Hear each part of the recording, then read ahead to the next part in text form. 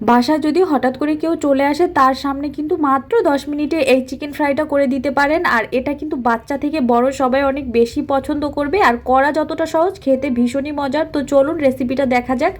এর জন্য প্রথমে আমি নিয়েছি এখানে চিকেনগুলোকে আমি ছোট ছোট করে কেটে নিয়েছি একটু লম্বা লম্বা করে, আর এখানে কিন্তু বুকের মাংসটা নিয়েছি। এরপরে দিয়ে দিলাম 1 টেবিল চামচ পরিমাণ আদা রসুন বাটা, পরিমাণ মতো মরিচের গুঁড়া, তারপরে দিয়ে দিলাম গরম মশলা গুঁড়া অল্প একটু পরিমাণে, তারপরে দিয়ে দিলাম মাংসের যে মশলাটা থাকে ওইটা দিয়ে দিলাম। আর ওইটা না থাকলে কিন্তু না দিলেও হবে, তবে মাংসের মশলাটা দিলে বেশি ভালো লাগে। দিয়ে দিলাম গোলমরিচের গুঁড়া, তারপরে দিয়ে দিব পরিমাণ মতো লবণ, এরপরে দিয়ে দিচ্ছি সয়া সস। তো সব কিছুকে দেওয়ার পরে এখন আমি এটাকে ভালোভাবে মেখে নিব। তো ভালোভাবে মেখে নেওয়ার পরে এটাকে আমি 3 থেকে 4 মিনিটের জন্য রেখে দিব।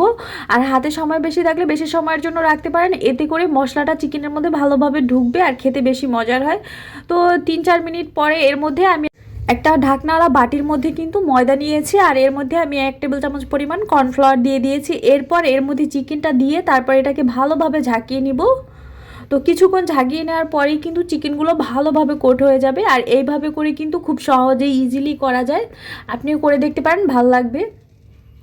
আর করা খুবই সহজ, ঝটপট একসাথে সবগুলো চিকেন হয়ে যায়। তো এখন কিন্তু চিকেনগুলো এই ময়দা থেকে উঠিয়ে সাথে সাথে কিন্তু তেলের মধ্যে দিতে হবে, এগুলোকে কিন্তু রেখে দেওয়া যাবে না, তাহলে কিন্তু পানি ছেড়ে দিবে।